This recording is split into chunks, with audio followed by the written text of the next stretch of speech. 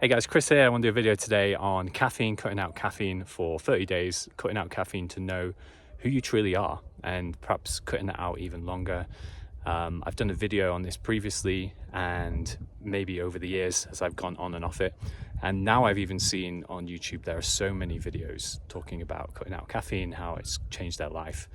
And I challenge everyone, I challenge people to cut it out for 30 days.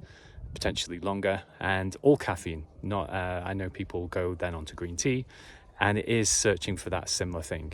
Oh, I need my green tea, I need my tea, I need my tea and reflection. And yeah, I wanted to share a quick story on this today, because for a while I was drinking caffeine and coffee, and after I left my job I would be working in London in the British Library, co-working spaces, and I would be consuming coffee, and I would still be working. And it's that sort of thing of, oh, I've left my 9-to-5 job, I can do what I want, but I found that I'm still drinking coffee and I'm still working like all the time. And contrary to where I am now, sort of doing some work in the mornings and the evenings in my current location, but in the day I'm just going for a nice walk out into the mountains. I'm in the Atlas Mountains at the moment.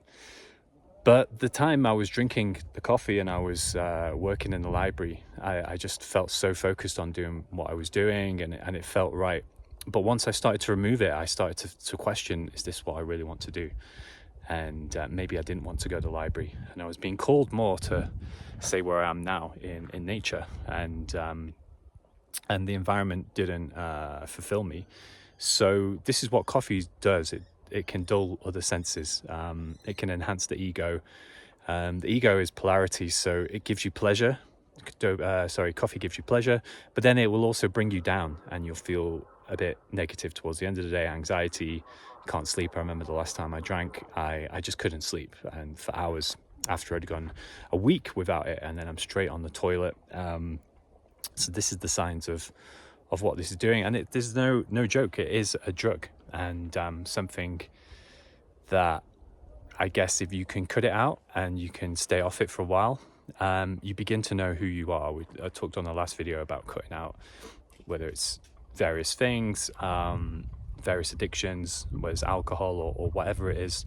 And once you remove everything that you're addicted to, and when you feel a certain way, you're not going for it, you will leave. And I remember the last job I worked at, I was cleaning, I was working like at a spa, so I was cleaning the floors and I was mopping up and I was doing all this stuff, and I was listening to a podcast and I was drinking coffee, and it felt so good. It was like, I'm enjoying doing this.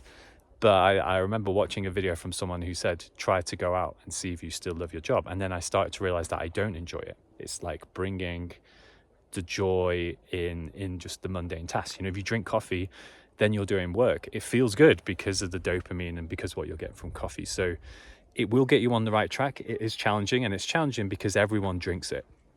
Recently, I did a hot air balloon flight, and as soon as I got off the bus, they're offering you croissants. They're saying, do you want tea or coffee? And it's black tea or it's coffee. And I had to say no. And people kept coming up to me like, do you want coffee? And it's the power of saying no. I think in quitting coffee and quitting caffeine, and if you go out a lot, you're going to have to say no. And it's not really like alcohol in terms of, you don't feel like going to a pub. But maybe you don't even feel like going to the coffee shops you go to. You might still go to somewhere where you can drink a herbal tea, but you more or less might go to the right places. I found some great places where you can get like a turmeric latte or cacao or something else. Obviously cacao's probably got some caffeine in it as well, but if you drink the herbal tea, or if you just drink water, sometimes it's just in drinking water. And if the sun's out and you've got good company, you will focus more on that, because that is ultimately what it is. You sit and you're in the sun and you've got, say, a beautiful mountain behind you and great conversation. You think it is the coffee that's enhancing it, but it's just that experience. And you just want to reach that other high. You're like, this is great, but I want to hit a higher. And it's not thinking the long term. Remember, we want to restore that dopamine, and it's knowing who you are without coffee. When you cut out coffee, you'll go through unpleasant emotions maybe, but it's not really that bad. You're not dying, and it's worth this challenge, you know. And it's the bigger why. Someone I've been learning from recently who's helped me on this journey to starting to come off caffeine is saying, you know, it's a bigger why, you know, and being present. You know, even when you're drinking your coffee, just be present and going, you know, focus on your breathing, meditate, and being aware of what it's doing to your body. If you're too busy running through the motions, journaling, doing work, you know, engaged in the conversations, then you're not really paying attention to what's going on. Like, for example, with me, I'd be having surface level conversations with people, and it would feel good when you're on coffee, and that's very similar to alcohol, which shows you that it's a drug. I feel like it enhances the ego. If my ego has been making me safe, when I drink coffee, I feel like I just focus on, making money and all these good things, and that's great. But you could be going down the wrong path because the ego is trying to keep you safe, and your true self wants to grow. It wants to be like, oh, you know, I want to do something different.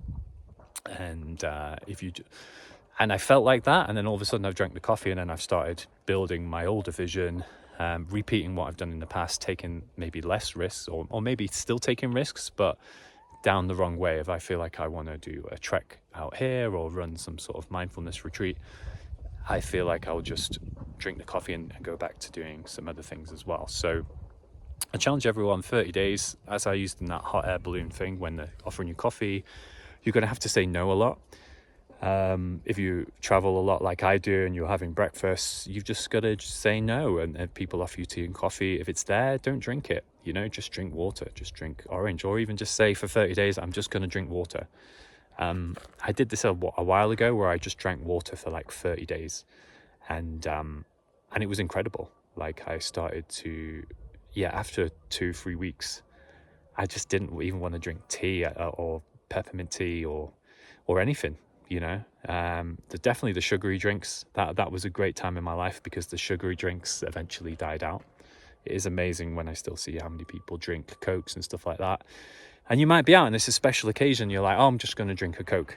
It is great to invest in water or a glass bottle of water. And you drink it and you're focusing like, oh, this is good for my health. And you start to inspire people. So lots of things in that video. But if you cut out coffee, you go through the uncomfortable emotions, know who you are, you know, and you just make sure the coffee and the caffeine comes out, even if it means you watch more TV or you're using your phone more or you're eating more sugar. The priority is to reduce caffeine. And what you will actually find is reducing caffeine will improve your overall health and other things as well. And you will probably watch less YouTube. Maybe if you're like me or a guy, you probably watch a lot of YouTube videos, so you'll feel less of a chasing the dopamine through that, and then your health will improve, and you will probably make healthier food choices. You won't be, because the dopamine starts with the coffee, especially if you drink it first thing in the morning. Then you're craving the sugar, then you're like, I need to go on this, I need to check my phone, I need to check my emails, need to be busy, blah blah blah. When you don't, you live a different life, and you're more likely to be your true authentic self, higher self-esteem. You're not addicted to anything. A lot of people find this removing alcohol seems to be, but people don't really think caffeine is a thing. And I do think I've been without it, but sometimes I do keep falling back into it. And but this time I feel like I'm going to go 6 months. I was reading 6 months, it takes 6 months to a year to reduce the dopamine receptors and everything. And also with pornography, we talked about with semen retention, it takes at least 6 months to a year to restore that full energy, to reduce those kind of lustful cravings, you know, the fantasies in your mind. It could even take longer than that, and just be patient with that. It's an enjoyable journey, because every day you're getting better. And the bigger why, removing the caffeine, is to know who you really are, your true self, behind all of those things. And then once you remove them, like going 6 months on semen retention, you will probably less likely bring caffeine back in, because I've been watching lots of testimonials of people who've gone to a year without caffeine and they don't want to bring it back in. So I challenge everyone, 30 days, let me know how you get on, or if you've done it that long, feel free to share on anything that I've shared so far.